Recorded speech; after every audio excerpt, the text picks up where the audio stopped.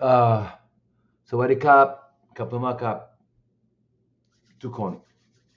Uh, Aloha, and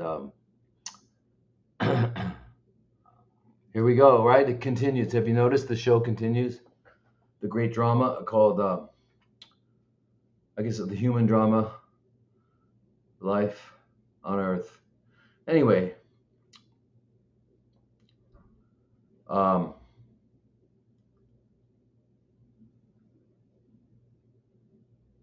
yeah, I'm going to try to not be talking about political stuff because I know you guys are, of course, all interested in your health, which is fantastic. Okay, let me put this over here. Go, go, go. There we go. Yeah, perfect, perfect. There, now I can look at everybody. It's weird having these three cameras. Anyway, so welcome everyone to Sunday Night Live, and it's for me. It's actually Sunday, like you. So I guess it's what, March 10th for us here, and the other side of the world is March 11th.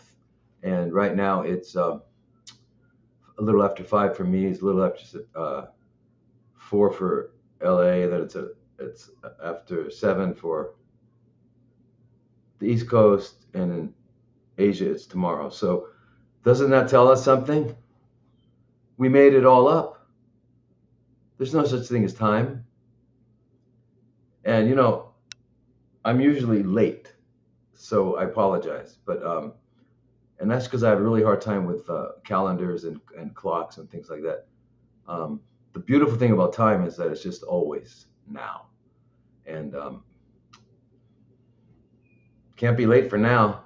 So, but anyway, welcome everyone, and I want to talk tonight. I'm going to try to answer some questions.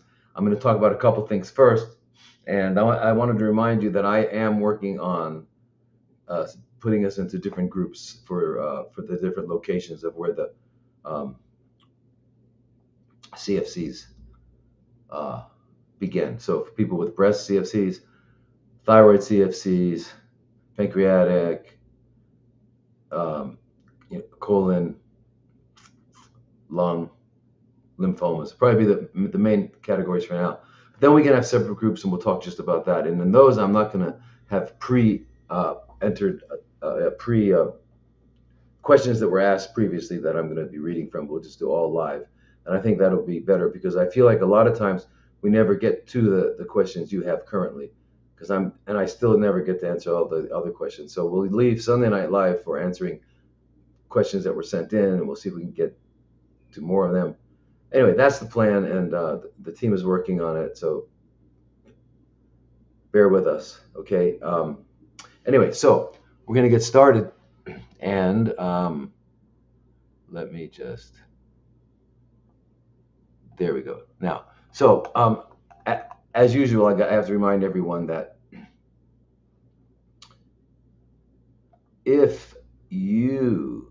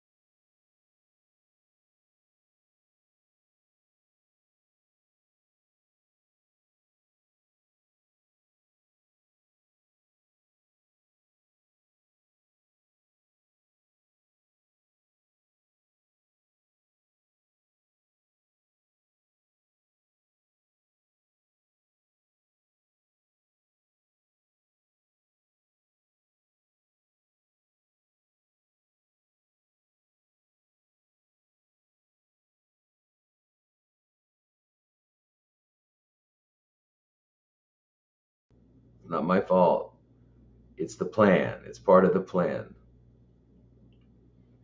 And eventually we're not going to know how to read. Do you know that they don't teach cursive now when you write? I remember being in college, we were not allowed to have a calculator. Now you have to have a calculator. Um, you know, imagine most of the clerks, like at convenience stores, if they didn't have the computer to tell them what the change was from $5 and the bill was 287, they would be what? So I mean, it's come to that. It's pretty bad. But with language, let me just remind everybody that most adverbs, not all, but most adverbs which help define an adjective end in ly. And I don't think I ever hear it anymore. Um, that hurt me very bad. No, that hurt me very badly.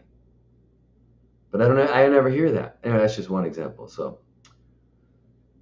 uh, but anyway, that gets us into something. Oh, so let me just remind you that we're on Twitter or X, whatever they're going to call it next.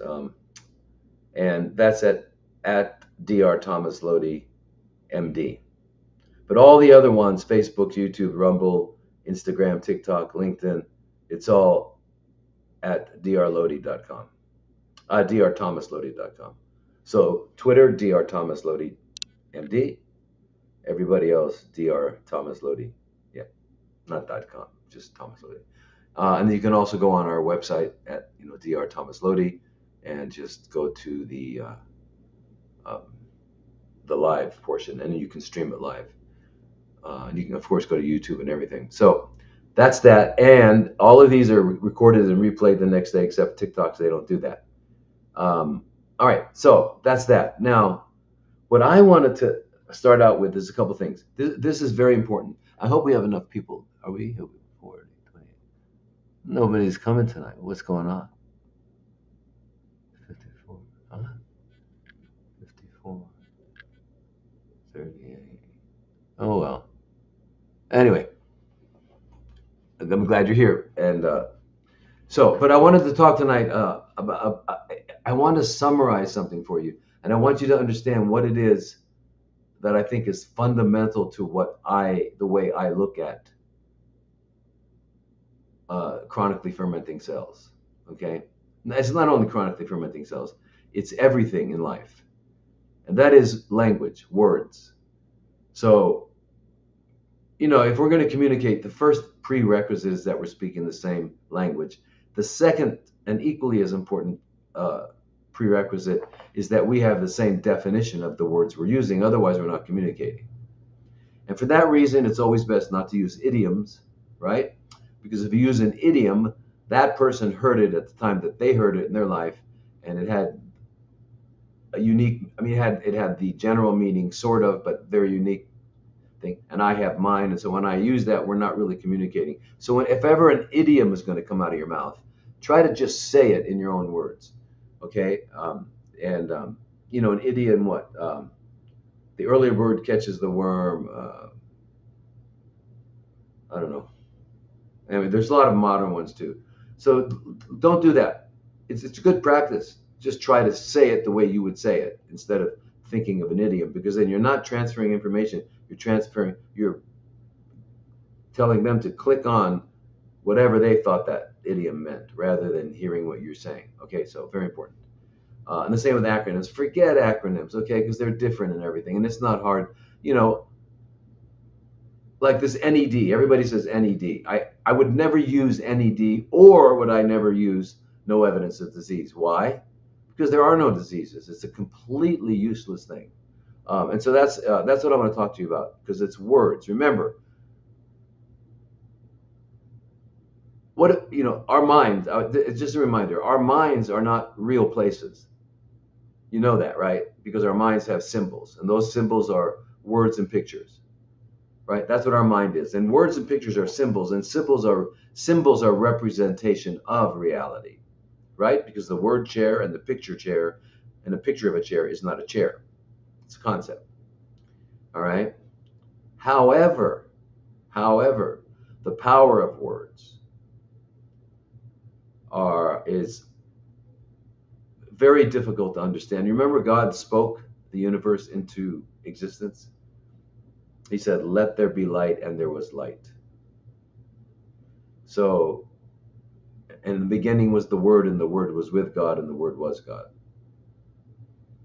So, words are extremely important. And remember, your language, your ability to use language, will determine your, unfortunately, determines your ability to get what you need and want. And remember, people that are in professions are just learning a specific language, right? Doctors talk doctor talk, lawyers talk lawyer talk, IT guys talk IT talk, right? So another thing, just my pet, one of my pet, not my pet, I'm not going to use that idiom. I'm going to say one of the things that really bothers me is using numbers for letters and just uh, a letter for a word, like for you. It's not that hard to write out for you. And when this was first starting, remember when cell phones first started happening, and everybody's using all these, I guess it's text talk. I used to say, I used to say, wait a minute, now how can I misspell a word so that everybody knows what I really mean? And for me, it was like really difficult because I wasn't hanging out with people, so I didn't catch on to that. So, but anyway, unfortunately, the people that grow up like that don't even really know how to spell anymore. They don't even know what the words are. So anyway, the reason I'm saying this is because do you know what the Dark Ages were? Do you all remember? You ever read about the Dark Ages? Well, what happened in the way we got into the Dark Ages, which was what? I don't know. I don't know the exact the historian's definition, but the Dark Ages, I don't know, somewhere from around 800, 900 AD up till about up till a guy named Gutenberg came along. Gutenberg. And what happened during that time is that I guess there was some sort of cataclysms and wars and things broke apart, and suddenly found a whole generation, and libraries were burned. I don't know if you all know that the great library at Alexandria was burned, and also so many libraries were burned. And so we have basically been cut off from our true history. We don't know our true history. All we know is what somebody wrote about it, rather than some original books. Because I don't like to read. I mean, it doesn't. Uh, for me to read an opinion about what somebody thinks somebody meant I'm not interested in. I want to read what the person wrote. So, for example, when I look up a biblical term, they have sections where what does it really mean? So now I'm going to hear what somebody thinks it really means. I'd rather read it myself and find out what I think it means. All right. So I always like to read original text. I don't like to read people's impression or whatever. So anyway.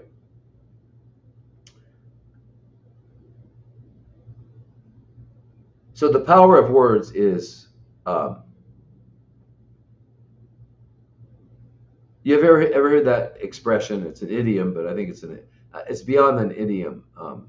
It's almost like an old an understanding of how things were a long time ago, and that is that the tongue is mightier than the sword, meaning that with words you can probably cause more harm than you could with a sword, with a weapon. And if you get a wound, if you get hit, you get hurt, it will be sore for a while and it'll heal. But if someone says something to you that hurts you deeply, that stays with you perhaps for the rest of your life.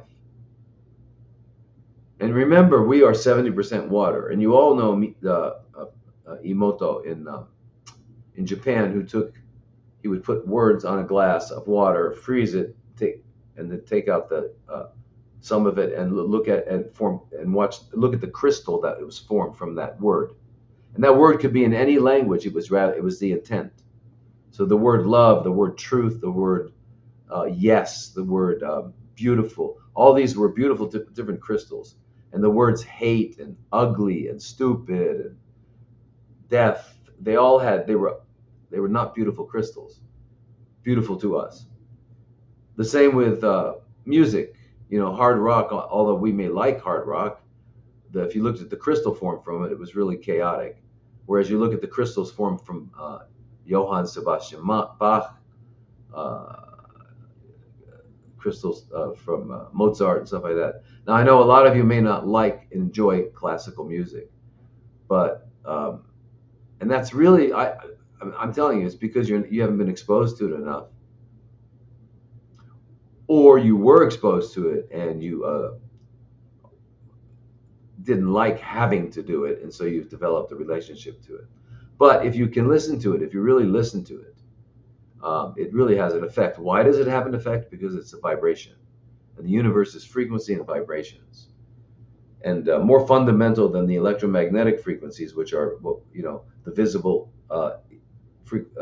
frequencies, and then the ones on the outside of the frequencies that we can't see. That dogs can. Dogs can see more than we can. They can hear more than we can. Same with cats, so there are different parts of that frequency. But more fundamental is word, the vibrations of sound. And as I said, you all recall that God spoke the universe into existence. So, with that said, I want to talk about what we're all interested in, and that is what the allopathic world has run started by John D. Rockefeller. I mean, it existed before. I mean, you know what the old allopaths did in the 17th century, 18th century. The MD. They had such procedures as bloodletting. So somehow, if you had any kind of ailment, they would cut you somewhere, and when you drained off enough blood, then somehow you were healed. Right? So no wonder these guys weren't very popular. Hey, I got a cold. Oh, here, let me cut your throat. No thanks. So, and a bizarre thing, George Washington, from what I understand, had something like a flu, and they bled him to death. They went too far. So yeah. So anyway, the word cancer is a word that has such power when it is referring to conditions inside the body that it's associated with the word death. It's associated with the word with the concept of your agenda, your wish list, your goals, all become irrelevant when you hear that word.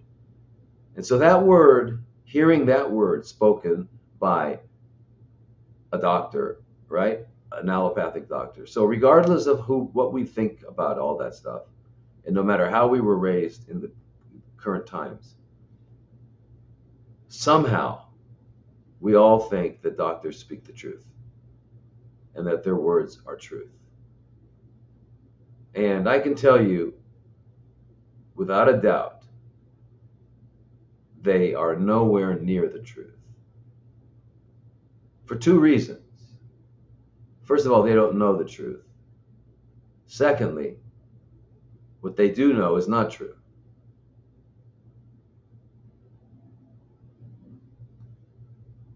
But the words are what give us concepts. I all remember the story of Cortez. He came to discover things from Spain, and the story of the natives of South America standing there, and the ship pulled in, this large ship with the big mast, and they didn't even see it. They didn't see it until they got off the ship and they got into these rowboats and they started rowing into shore. Why? Because they didn't have a word, a concept for it. So words and concepts are everything. So I think we mentioned this last week, a baby looking at a cluttered table with, glasses and bottles and pens and dishes on it, is not going to see any of that. Won't see it. There's no word. There's no word for it. So you have to be very careful, because words actually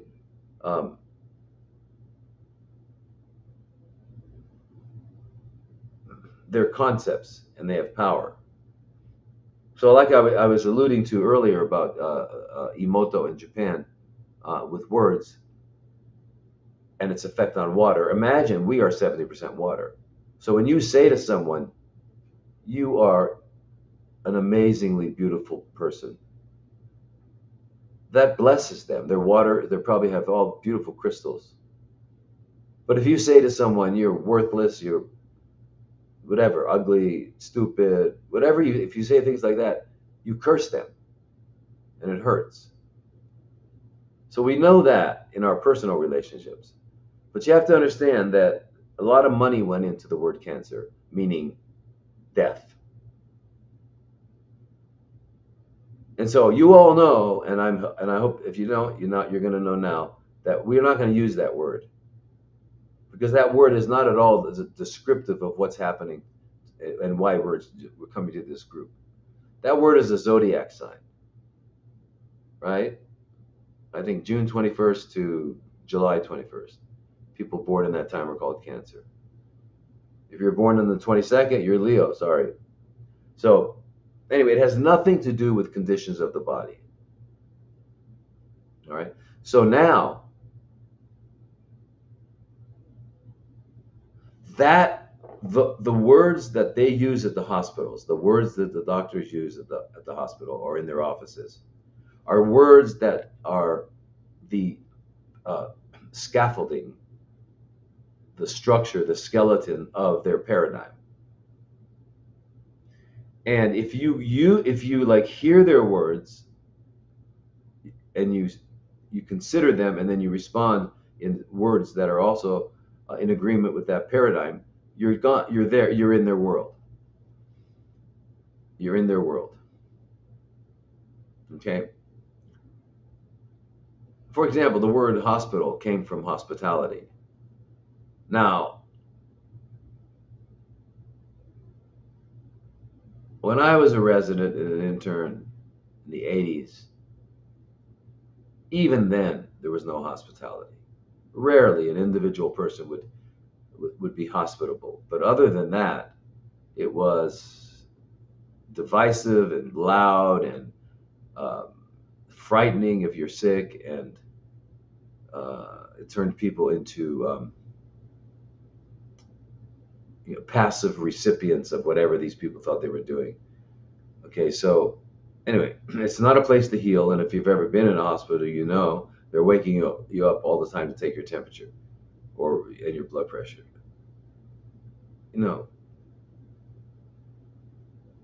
That's anti-healing because you need sleep. Um, yeah. So, but anyway, what's very, very important is we don't use those words not just because we're being weird or cool. We don't use them because we want to use words that are descriptive, right? Because if I'm going to talk to you, my goal is that I'm able to communicate something to you. In other words, I want to convey to you an idea. All right, and for me, I don't see any value, and I would never want to be saying something that was not true. To me, that's not communication. And as a matter of fact, it's what's called a lie. And when you lie, there's no value in it, and it's usually to manipulate.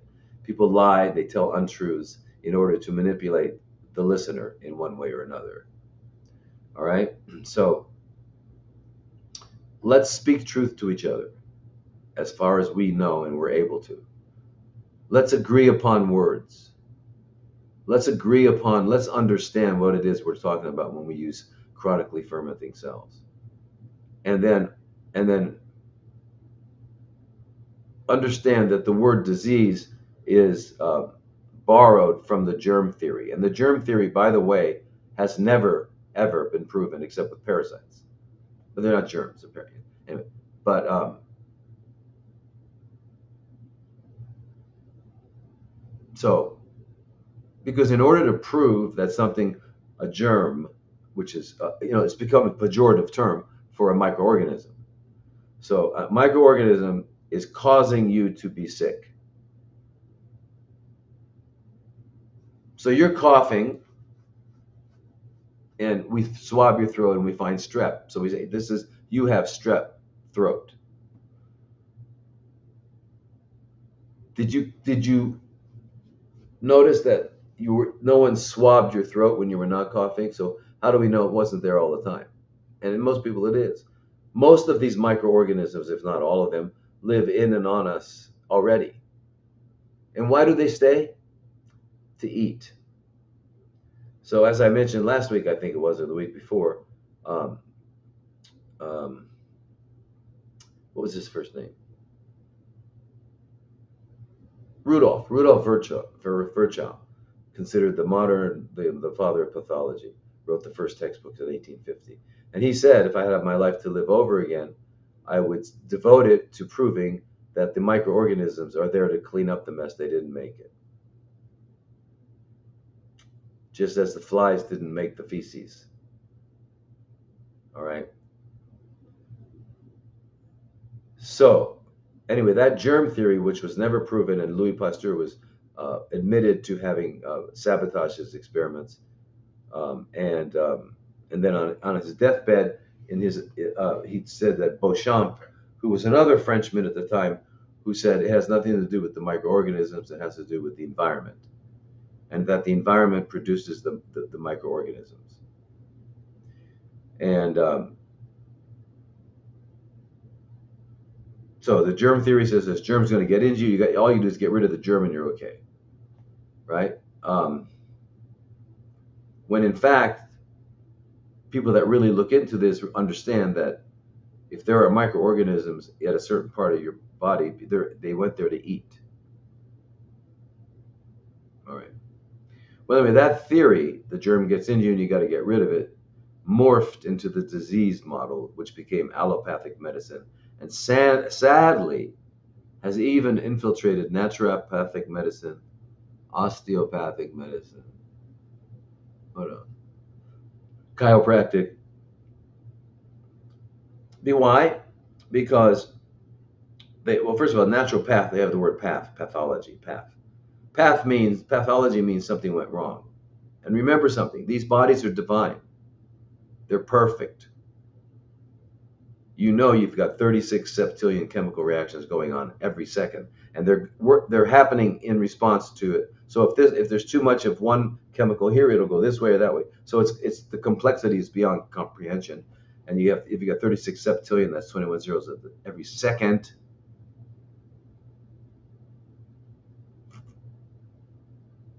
Then you begin to understand that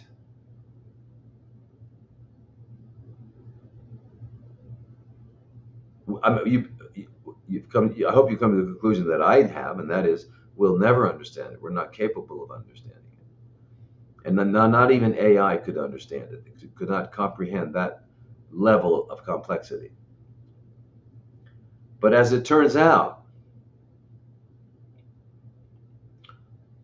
the paradigm that works, the paradigm that's real, and a paradigm means a framework of reality, how you're looking at things. The paradigm that works is the